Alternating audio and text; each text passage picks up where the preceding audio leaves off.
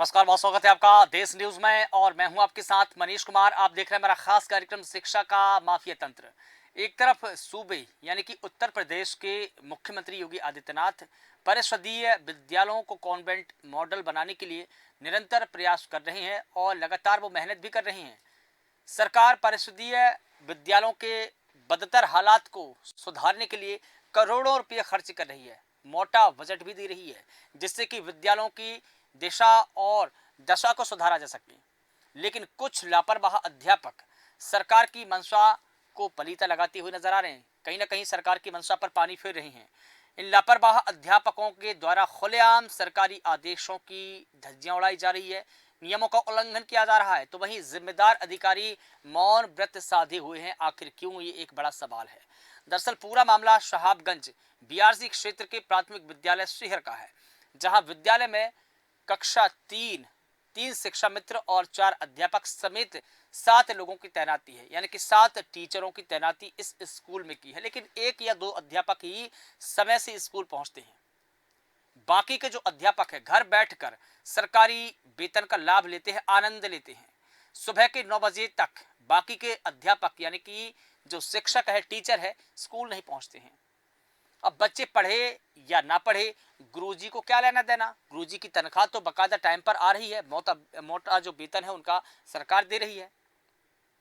और शायद यही कारण है कि डिजिटल हाजिरी का इन लोगों ने विरोध किया। सरकार जब परिषदीय विद्यालयों में डिजिटल हाजिरी यानी कि ऑनलाइन जो रजिस्टर है उसकी व्यवस्था को लेकर आई, तो सबसे ज्यादा इन्हीं लापरवाह अध्यापकों को दिक्कत हुई।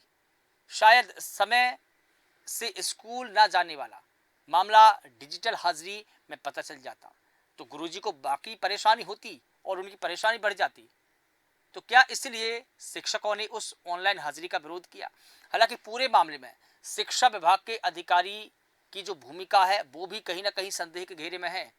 और क्या इसी तरह शिक्षकों की लापरवाही का खामियाजा नौनिहालों को भुगतना पड़ेगा? कुल मिलाकर देखा जाए तो चंदौली के परिषदीय विद्यालयों में पढ़ने वाले बच्चों का जो भविष्य है गुरुजी के हाथ में न जाकर के पूरी तरीके से भगवान भरोसे है।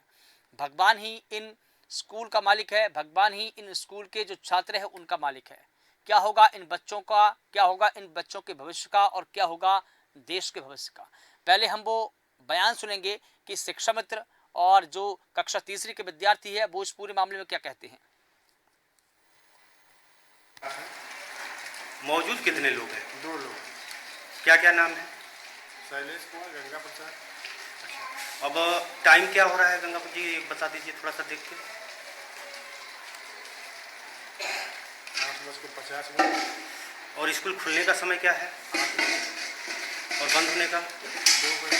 जो लोग मौजूद नहीं हैं उनका नाम बता दीजिए। विजय राज सिंह ट्रेनिंग में गए हैं, शैलेश नहीं पे आए हैं और प्रदीप कुमार देवी भी नहीं आए हैं। जागृति किस क्लास में पढ़ते हो बेटा? 3। कौन से सर जी आपको पढ़ाते हैं? खुद का सर। तो पढ़ाते हैं अच्छे से? नहीं सर। और कितने बजे सर जी आपके आते हैं यहाँ पे? सर जमन के 9। तेज बोलिए। 3। स्कूल का नाम क्या है? ये गांव कौन सा है? आपके सर जी अभी नहीं आए हैं? कितने बजे सर जी आते हैं? तेज बोलिए। 10 बजे आते हैं। हम आपका जसगिरी किस क्लास में पढ़ते हैं आप? 5। स्कूल का नाम पता है? यस। क्या नाम है? प्राथमिक विद्यालय शहर। आपके विद्यालय में कितने सर जी लोग हैं? कितने गुरुजी हैं पढ़ाने वाले? पढ़ाने वाले नहीं, आते कितने हैं गुरुजी यहाँ पे? यहाँ पे हाँ। सर कबो 4 कबो 3। अच्छा, कितने बजे तक ये लोग आते हैं स्कूल में? हम लोग हाँ, गुरुजी कितने बजे आते हैं? गुरुजी हाँ। कभी 9 कभी 8:30 कभी 8। तो आपने स्कूली बच्चों के बयान सुने, आपको बयान से क्या लगा होगा? क्या आपको ये नहीं लगा होगा कि कहीं ना कहीं बच्चे जो बात कर रहे हैं वो वाकई सही है? एक बच्चे ने ये कहा कि कभी 3 गुरुजी आ जाते हैं तो कभी 2 गुरुजी आ जाते हैं। कुल मिलाकर ये देखा जाए तो 7 गुरुजी इस स्कूल में तैनात है। और कमाल की बात तो इसमें ये देखिए कि जब बच्चे से पूछा गया कि स्कूल का नाम क्या है तो बच्चे इधर उधर देखने लगे। कुल मिलाकर ये देखा जाए कि जो गुरुजी की लापरवाही है वो बच्चों के भविष्य को अंधकार में डाल रही है। कक्षा पांचवी के विद्यार्थी को अपने ही स्कूल का नाम नहीं पता है। ये कैसे संभव हो सकता है? ये तो तभी संभव हो सकता है जब या तो स्कूल में पढ़ाई नहीं होती है, या जो गुरुजी लापरवाही करते हैं, या उनको जानबूझकर नहीं पढ़ाते हैं। क्या वजह रही होगी गुरुजी की स्कूल समय पर नहीं आने को लेकर की, बच्चों को नहीं पढ़ाने को लेकर की, क्या वजह रही होगी, आप सभी जानते हैं। इस पूरे मुद्दे पर अधिक जानकारी देंगे मिथिलेश सिंह हमारे साथ में जुड़े हैं, सहयोगी चंदौली से संवाददाता जिन्होंने इस पूरे मामले को रिपोर्ट किया है। इसके अलावा चंद्र सुधीर सिंह जी हमारे साथ में जुड़े हैं, आप समाज से भी सर आपका बहुत स्वागत करता हूं। मिथिलेश, आपसे जानना चाहूंगा, जिस प्रकार से ये पूरा हम मामला देख रहे हैं, कहीं ना कहीं बच्चों का जो भविष्य पूरी तरीके से अंधकार में है। भगवान ही अब इन बच्चों को बचा सकते हैं। सरकारी आदेशों के किस प्रकार से शिक्षक हैं, टीचर है, वो धज्जियां उड़ा रहे हैं। विस्तार से बताइए आप दर्शकों को, पूरी रिपोर्ट क्या है, सच्चाई क्या है?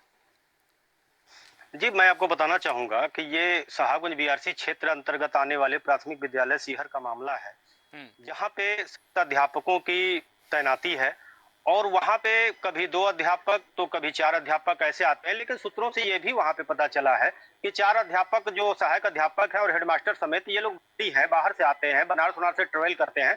तो इनका एक जैसे आपस में टाई अप कर लिया है। 2 अध्यापक से जैसे बात हो गई कि हम आज कल आ जाते हैं, तो उसके बाद अगले दिन आप आ जाइए। तो जैसे ये शिफ्ट बांध के रखते हैं वहाँ पे कि हफ्ते में 3 दिन ये 2 अध्यापक, तो हफ्ते में 3 दिन 2 अध्यापक। लेकिन वहीं आप देखे होंगे कि शिक्षा मित्र वहाँ पे तैनात हैं, जिनकी 10,000 सैलरी है, 10,000 वेतन लेके वो लोग देते हैं, टाइम टू टाइम देते हैं, लेकिन 80-80 हजार वाले ड्यूटी नहीं देते हैं। और इसी में एक बात मैं आपको और बताना चाहूंगा कि हमारे चकिया बीआरसी क्षेत्र के अध्यापक है, प्राथमिक विद्यालय की चकिया में ही विद्यालय है, वहाँ की मीना राय है। उनको मुख्यमंत्री ने उनके उत्कृष्ट कार्यों के लिए लखनऊ बुला के सम्मानित किया, मीना जी को। लेकिन वही अन्य अध्यापक मीना जी के पद चिन्हों पे चलने की कोशिश क्यों नहीं करते हैं? मीना जी की कार्यशैली की वजह से उनको लखनऊ बुला के मुख्यमंत्री जी ने सम्मानित किया, और यही कुछ अध्यापक उनके ही विभाग के अध्यापक हैं जो कि अपना दायित्व नहीं समझ रहे हैं। बच्चों के भविष्य से किस तरीके से खिलवाड़ किया जा रहा है कि बच्चे स्कूल में आके बैठे हैं, क्लासरूम खाली है, अध्यापक अपना घर पे अन्य कोई साइड कर रहे हैं, साइड बिजनेस देख रहे हैं। तो ये क्या मतलब? अगर नौकरी नहीं करनी है तो आप नौकरी छोड़ दीजिए, किसी और को मौका दीजिए। आपसे नहीं अगर सब पड़ता है कि नहीं हो पाता है कि कैसे हम जाएं, ट्रेवल करें, कैसे बच्चों को पढ़ाएं, तो सरकार ने आपको नौकरी दी है, जिम्मेदारी दी है, बच्चों का भविष्य आपके कंधे पे है। बच्चों के भविष्य को संवारना आपका काम है, ना कि उनको बिगाड़ना आपका काम है। लेकिन यहाँ चंदौली में बड़े दुख के साथ कहना पड़ रहा है कि अधिकारियों की उदासीनता और लापरवाही के अध्यापक बिल्कुल लापरवाह हो चुके हैं। ये 90% विद्यालयों की स्थिति है, जबकि बीआरसी बैठे खंड शिक्षा अधिकारी को बाई नेम बाई स्कूल ये पता होता है कि कौन से विद्यालय में कौन अध्यापक नहीं आते हैं, कौन अध्यापक डेली आते हैं, कौन पंक्चुअल है, ये सब कुछ पता है। लेकिन ये टेबल के नीचे वाला खेल चल रहा है। अगर मौके पे शिकायत कर भी दी गई तो बड़ा करते हैं एबीएसए साहब, तो स्पष्टीकरण मांग लेते हैं, नोटिस जारी करके स्पष्टीकरण तक मामला खत्म हो जाता है। उसके बाद अध्यापकों पे कार्रवाई नहीं होती है। क्या है कि भय भी न होत न प्रीत, किसी भी पेशे में, नौकरी में अगर अधिकारियों का भय न रहे, कार्यवाही का भय न रहे, तो कहीं भी सिस्टम सही तरीके से नहीं चल सकती। यहाँ पर जैसा कि मिथिलेश बताया जा रहा है कि 7 शिक्षकों की तैनाती है, और आपने भी बताया कि जो टीचर है शिफ्ट वाइज काम करते हैं। 3 जो टीचर है वो 3 दिन आएंगे, फिर 3 टीचर जो है वो 3 दिन आएंगे। ऐसे में अगर शिफ्ट में ही काम करना है तो बाकायदा प्राइवेट नौकरी करिए, वहाँ तो बाकायदा शिफ्ट से ही काम चलता है। अगर शिफ्ट में काम करने का अगर आपको इतना शौक है तो सरकारी नौकरी क्यों? जी बिल्कुल, इसमें मैं आपको बता दूं, इसी प्राथमिक विद्यालय में इसमें 7 अध्यापकों की नियुक्ति है शिक्षा मित्र समेत, जबकि 5वीं तक क्लास है, अध्यापक काफी थे। और इसी विद्यालय से सटा हुआ पूर्व माध्यमिक विद्यालय है, जहाँ के 3 अध्यापक होने चाहिए। वहाँ एक अध्यापक जो है कि पूरा जिम्मेदारी संभाले हुए हैं, एक अध्यापक तीनों क्लास लेते हैं। तो जब 2 यहाँ पे ज्यादा है तो वहाँ कर देना चाहिए। कई विद्यालयों में एक अध्यापक जो है कि निर्वहन कर रहे हैं, पढ़ा रहे हैं, बच्चों को कैसे पढ़ा रहे हैं वो जानते हैं। लेकिन जहां हम 7 अध्यापकों की फौज है, लेकिन वहां पे सही तरीके से पढ़ाई नहीं हो पाती है। नौकरी, लोग बेरोजगारी का रोना रोते हैं, बेरोजगारी है, बेरोजगारी, जिसको नौकरी मिल रही उसको कदर नहीं है, अपने ड्यूटी प्रोवाइड डेली आ रही है सामने। बिल्कुल ठीक है, लगातार बने रहिए मिथिलेश। हमारे साथ में चंद्र सुधीर जी भी जुड़े हैं। चंद्र जी, मैं आपसे जानना चाहूंगा, जिस प्रकार से हम शिक्षकों की लापरवाही देख रहे हैं, लेकिन ऐसे लोगों पर ठोस कार्रवाई कब होगी? सर यहाँ पर सिर्फ आप तो आज शहर का मैटर लिए हैं, पूरे हमारे जिले की ये जो शिक्षा व्यवस्था भ्रष्ट हुई है, सिर्फ एक स्कूल का नहीं है, आप किसी भी जिले के किसी भी विद्यालय पर जाएंगे तो यही हाल है। इसके उत्तरदायी जो है खंड शिक्षा अधिकारी और बेसिक शिक्षा अधिकारी, ये लोग सिर्फ ऑफिस में बैठे रहते हैं। हमारे कहाँ विद्यालय में क्या हो रहा है इन लोगों को जानकारी नहीं है। क्योंकि देखिए यही वजह है कि आज जो है हमारे प्राथमिक विद्यालय में 50,000 से 75-80,000 जो हाँ टीचर वेतन पाते हैं, भोजन फ्री है, कपड़ा फ्री है, सब कुछ फ्री है। वहाँ पर शिक्षा का अभाव है। और जो नर्सरी विद्यालय चल रहे हैं वहाँ पर 5,000 महीना वेतन पाने वाला टीचर है। लग्जरी का भाड़ा, झोड़ा का भाड़ा, किताब सब कुछ देने के बाद भी वहाँ बच्चों का भर बार मचा हुआ है। इसलिए मैं यही कहूँगा कि हमारे जो अधीनस्थ अधिकारी हैं सभी लोग भ्रष्टाचार है। ये लोग जो है वहाँ बैठकर जो है अपना सुविधा लेकर सब विद्यालय चला रहे हैं। लेकिन ऐसे में बच्चों की पढ़ाई का क्या ठीक है, आप कुछ भी करिए लेकिन बच्चों की पढ़ाई तो ठीक से करिए। अब ऐसे में बच्चों का क्या होगा, कक्षा 5 भी, कक्षा तीसरी, कक्षा दूसरी और जो तमाम कक्षाएं संचालित हो रही वहां पर उन बच्चों का क्या होगा, उनको कैसे माकूल शिक्षा मिलेगी। अभी देखिए जब उनसे पूछा गया कि आपके स्कूल का नाम क्या है तो वो ठीक से स्कूल का नाम तक नहीं बता पाए। मैं ग्राम पंचायत बरियारपुर का रहने वाला हूँ। मैं विद्यालय पे डेली जाता हूँ। कक्षा 5 के विद्यार्थी को हिंदी का मिलावट पढ़ने नहीं आता। आखिर इसका क्या कारण है? मैं डेली जाता हूँ। हाँ। तो कहने का मतलब देखिए अच्छाई हो या बुराई ये बराबर ऊपर से नीचे आती है। अगर हमारे अधिकारी भ्रष्ट है और भ्रष्टाचार में लिप्त है तो ये लोग क्या करेंगे? अभी हम क्लेम करेंगे, ये लोग जाकर अपना कुछ देकर मैनेज कर लेते हैं लोग। तो कम से कम इस वीडियो को योगी जी के यहाँ तक पहुँचाया जाए कि आपके राज्य में जो है यानी कि बेटी बचाओ बेटी पढ़ाओ तमाम जो व्यवस्था हो रही है, तो आपके राज्य में शिक्षा का स्तर कितना गिरा हुआ है वो तो जान जाए कम से कम। बिल्कुल। और यही कारण है, बिल्कुल ठीक है चंद्र जी, यही कारण है कि लगातार उत्तर प्रदेश में जो शिक्षा का स्तर है गिरता जा रहा है। स्कूली बच्चों की पढ़ाई नहीं हो पा रही है, शिक्षक टाइम पर नहीं आ पा रहे हैं। और देखिए अब आने वाली जो उनकी क्लासेस है उनका क्या होगा। ये जो स्कूल है कितनी कक्षा तक संचालित होता है, 5वीं तक या इससे भी ज्यादा तक? ये लोग आते भी हैं तो टाइमली क्लास नहीं लेते ना, बच्चे घुमा करेंगे और भोजन सिर्फ थाली लेकर दौड़ेंगे। तो यही उसी है। ये तो इसमें सरकार की भी कमियां हैं। सरकार की कमियां हैं, संस्था में सबकी कमियां हैं। जी नहीं, मैं ये आपसे ये जानना चाह रहा था कि इस स्कूल में कक्षाएं कहाँ तक संचालित होती है? कक्षा 5वीं तक ही है, इससे ज्यादा भी है? नहीं, हम लोग के विद्यालय में तो कक्षा 5 तक है। तो कक्षा 5वीं के बाद भी आगे की क्लास में जब ये बच्चे जाएंगे तो क्या पढ़ाई करेंगे, क्या भविष्य बनाएंगे? जब जैसे कक्षा 6वीं में जाएंगे, 7वीं में जाएंगे तो इनका तो जो आधार है, जो बेस है उनका, वो ही कमजोर होगा। तो इन पर इमारत कैसी खड़ी की जा सकती है? मैं वही बता रहा हूँ कि जब नींव कमजोर हो गई तो आप ऊपर जितने इमारत बनाएंगे आज नहीं कल ध्वस्त हो जाएगी। बिल्कुल, वो तो ध्वस्त होना है। जी बिल्कुल ठीक है। मिथिलेश जी, मैं आपसे जानना चाहूंगा, जैसा कि अब ये पूरा मामला तो उजागर ही है, सब जानते हैं, लेकिन जो बेसिक शिक्षा अधिकारी है या जो जिला शिक्षा अधिकारी है वो इन स्कूलों का निरीक्षण क्यों नहीं करते हैं? कभी वो टीम बनाकर आए हैं, कभी उन्होंने मौके का मुआयना किया है? अधिकारियों द्वारा उसी विद्यालय का होता है जिस विद्यालय पे व्यवस्था चाक चौबंद है। जिला मुख्यालय से 1 किलोमीटर दूरी पे है, जिला मुख्यालय से पास में है। वहाँ के विद्यालयों की चेकिंग की जाती है ताकि वहाँ पे सभी व्यवस्था चाक चौबंद मिलेगा। जो सुदूर इलाके हैं, जहाँ जंगलों में जो इस विद्यालय है, वहाँ पे जाने की अक्सर करके हिम्मत नहीं पड़ती है कि वहाँ पे इलाका है। डर तो पहले ये भी बना है, लेकिन अब जंगल में जाएंगे तो इसी बात इनकी कलई खुलेगी। मैं आपको बता दूं कि कई विद्यालय ऐसे थे 6-6 महीने अध्यापक नहीं आते थे और खुद प्रधानाध्यापक नहीं आते थे। और वहां पे अध्यापक आते भी थे तो 15 अगस्त और 26 जनवरी को झंडा फहरा कर लेते थे।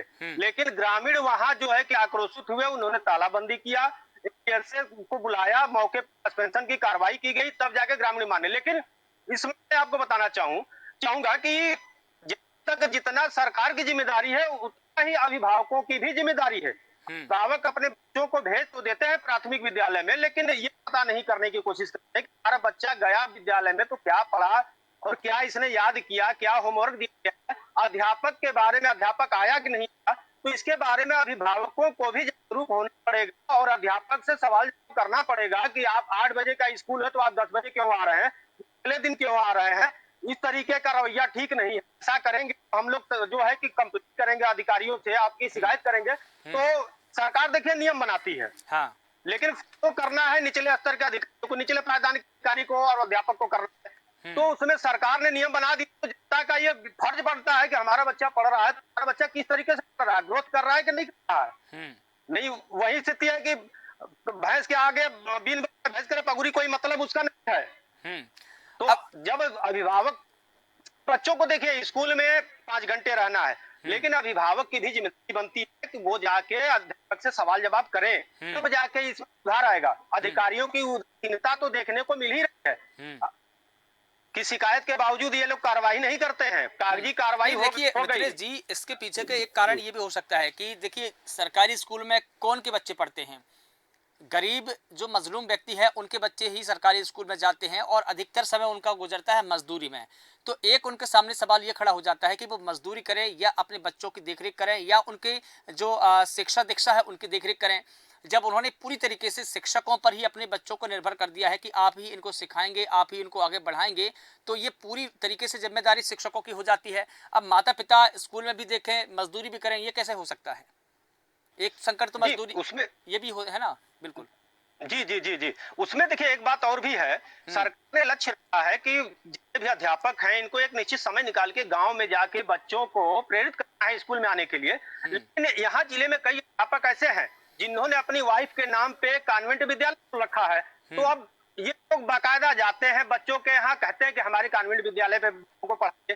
तो अब ये कितना अपने ड्यूटी के प्रति जो है कि ईमानदार है, ये तो साफ देखा जा सकता है। लेकिन सरकार को बात ये भी करनी चाहिए कि नियम लागू करनी चाहिए कि जिस विद्यालय में बच्चों की संख्या कम है उस अध्यापक पे कार्रवाई तय की जाए। बिल्कुल ये तो आप बड़ी सनसनीखेज बात बता रहे हैं मिथिलेश जी। चंद्र सुधीर जी, मैं आपसे जानना चाहूंगा, जैसा कि मिथिलेश जी बता रहे हैं कि जो शिक्षक यहाँ पर सरकारी शिक्षक के तौर पर तैनात है, इन्हीं शिक्षकों ने अपनी वाइफ या अपनी पत्नी के नाम पर दूसरे कॉन्वेंट स्कूल खोल के रखे हैं। तब ऐसी परिस्थिति में सरकार को ये चाहिए कि इनको ना फिर बाकायदा बर्खास्त किया जाए, बल्कि ऐसे लोगों पर तो FIR दर्ज की जाए। एकदम एकदम एकदम आप सही कह रहे हैं। देखिए होता क्या है कि जितने भी टीचर हमारे किसी भी विद्यालय में प्राइमरी, उनके बच्चे तो कॉन्वेंट में पढ़े हैं, उनके पास पैसे हैं, उनके बच्चे कॉन्वेंट में पढ़े हैं। जो जितने भी प्राइमरी में बच्चे पढ़े हैं सब गरीबों के बच्चे पढ़ रहे हैं। हाँ। और जैसे जो अब मिथिलेश जी का जो जांच होती है, जब भी जांच होती है तो जिला के नजदीक जो अच्छे विद्यालय होती है वहाँ जांच होती है। और वो कहते क्या है, कॉन्वेंट से हर क्लास के 5-5 7-7 बच्चे कॉन्वेंट से लाकर अगली पंक्ति में बैठा देते हैं, उन्हीं से पूछा जाता है। ये भी होता है। नहीं, जैसा कि अभी मिथिलेश बता रहे थे कि गांव में शिक्षक जाते जरूर हैं, लेकिन वो सरकारी स्कूल में जाने के लिए प्रेरित नहीं करते बच्चों, बल्कि वो ये कहते हैं कि आप हमारे कॉन्वेंट स्कूल में आइए, यहाँ पर आप लौटिए। ये कितनी बड़ी गंभीर बात है और कहीं ना कहीं शर्म की भी बात है, इन्हीं शिक्षकों के लिए शर्म की बात है। देखिए आपसे मैं एक बात कहता हूँ, हाँ। कुछ तो इसमें सरकार भी जिम्मेवार है। हाँ। हम लोगों के जमाने में डंडा लगता था, छड़ी टूट जाती थी। हाँ। आज जो है सरकार ने टीचरों का हाथ बांध दिया है कि डांटेगा नहीं, करे गुरु कुम्हार शिष्कुम है, गड़गड़ काढ़े खोट, और भीतर हाथ हार दे बाहर मारे चोट। आज योगी जी है, ठीक है, यानी गुरु क्या है, गुरु दुश्मन नहीं होता। छुरा डाकू भी चलाता है। हाँ। और छुरा डॉक्टर भी चलाता है। पर डाकू जान लेने के लिए चलाता है, डॉक्टर जान बचाने के लिए चलाता है। तो गुरु अगर शिक्षक जो है बच्चों को प्रताड़ित कैसे करता है, उनके भलाई के लिए करता है। मगर इसमें मैं तो कुछ सरकार का भी दोष मानती हूँ, शिक्षा नीति ऐसे नए बना दिए हैं लोग कि कुछ बोले नहीं, तो इसमें शिक्षक और मुश्किल हो जा रहे हैं। नहीं, शिक्षा नीति की बात अलग है, लेकिन अभी हम देखिए स्कूल की बात कर रहे हैं, स्कूली बच्चों की बात कर रहे हैं, शिक्षकों की बात कर रहे हैं। यहाँ देखिए ये मामला बहुत गंभीर है। अभी जो आपने मिथिलेश ने बात बताई है वो बाकी काफ़ी गंभीर बात है और सभी के लिए शर्मसार कर देने वाली बात है कि शिक्षक अगर सरकारी स्कूल का है तो वो अपने प्राइवेट स्कूल संचालित नहीं कर सकता है, पहली बात। दूसरी बात यह है कि वो किसी के नाम पर, परिवार में किसी के नाम पर नहीं कर सकता है। दूसरी बात यह है कि वो उन बच्चों को प्रेरित नहीं करता है जब वो सरकारी पद पर तैनात है तब वो प्राइवेट में जाने के लिए मजबूर नहीं कर सकता है, जहां तक कि प्रेरित भी नहीं कर सकता। ये बहुत गंभीर बातें हैं। जी जी जी, बात सही है जी। मिथिलेश जी, जैसा कि मैंने चंद्र सुधीर जी से पूछा और वो भी बता रहे हैं कि ये बहुत गंभीर मसला है, लेकिन आपने जो बातें बताई है ये कहीं ना कहीं बहुत बड़ी बात है। क्या आपको नहीं लगता कि जिला कलेक्टर को ऐसे जो शिक्षक हैं उनको सिर्फ बर्खास्त ही नहीं बल्कि इनको ऊपर एफआईआर दर्ज की जानी चाहिए और कठोर दंडात्मक कार्रवाई की जानी चाहिए? जी बिल्कुल, ऐसे मामलों पे शिकायत भी बाकायदा खंड शिक्षा अधिकारी, जिला बेसिक शिक्षा अधिकारी के यहाँ गई है और इसके मेरे पास सबूत भी हैं कि अध्यापक है जो अपनी पत्नी के नाम पे कॉन्वेंट विद्यालय खोल रखा है। हाँ। और बाकायदा अनट्रेंड टीचरों से पढ़वाता भी है। मामले में शिकायत गई है, लेकिन मामला ठंडे बस्ते में डाल दिया गया। चूंकि पहले से सेटिंग पे काम चलता है, अगर अधिकारी कई कई बार तो खंड शिक्षा अधिकारी खुद शिक्षकों को बिठा के स्कूल टाइम में शिक्षकों को बिठा के रैंडमली स्कूल चेक कर गए। तो अब सोचिए कि जो शिक्षक प्राथमिक विद्यालय का शिक्षक हो वो पढ़ाने का काम करेगा कि आपको बाइक पे बिठा के घुमाने का काम करेगा। तो शिक्षा अधिकारी खुद शिक्षक को बैठा के घुमा रहे हैं, स्कूल चेक कर रहे हैं, तो अब सोच लीजिए कितना बढ़िया चेक करेंगे ये। बिल्कुल जब ठीक है। अध्यापक को चेक करने जा रहे हैं, अध्यापक के साथ जा रहे हैं। बिल्कुल, मामला बहुत गंभीर हो जाता है। मिथिलेश, बहुत शुक्रिया इस पूरे मुद्दे पर बात रखने के लिए। चंद्र सुधीर जी, आपका भी बहुत शुक्रिया इस पूरे मुद्दे पर बात रखने के लिए। तो आपको बता दें कि स्कूल में गुरुजी समय से नहीं जाते हैं, पहला मसला। गुरुजियों का खुद का अपना कॉन्वेंट स्कूल है, दूसरा मसला। तीसरा मसला यह है कि यही गुरुजी जो सरकारी पद पर तैनात है वो बच्चों को सरकारी स्कूल में आने के लिए प्रेरित नहीं करते, बल्कि खुद के अपने कॉन्वेंट स्कूल में आने के लिए प्रेरित करते हैं और कहीं ना कहीं लूटने की कोशिश करते हैं। ये इतना गंभीर मसला है कि तत्काल रूप से न सिर्फ जिला प्रशासन को बल्कि सरकार को भी संज्ञान लेना चाहिए। ऐसे शिक्षक जो खुद का कॉन्वेंट स्कूल चला रहे हैं, वो भी ऐसे समय पर जब वो स्कूल में तैनात है, सरकारी स्कूल में तैनात है और सरकार से मोटी फीस मोटा वेतन ले रहे हैं। ऐसे में चाहिए जिला प्रशासन को कि ऐसे शिक्षकों पर, टीचरों पर न सिर्फ एफआईआर दर्ज की जाए बल्कि जांच कमेटी का भी गठन किया जाना चाहिए। कितना इन्होंने लाभ कमाया है उसकी भी जांच पड़ताल की जानी चाहिए। देखना होगा कि इस पूरे मामले में सरकार कितनी गंभीरता से लेगी, जिला प्रशासन इस मामले को कितनी गंभीरता से लेता है और कार्रवाई होती भी है नहीं होती है। फिलहाल देश न्यूज के खास कार्यक्रम में बस इतना ही। देश और दुनिया की तमाम बड़ी खबरों के लिए आप लगातार बने रहिए देश न्यूज के साथ। नमस्कार।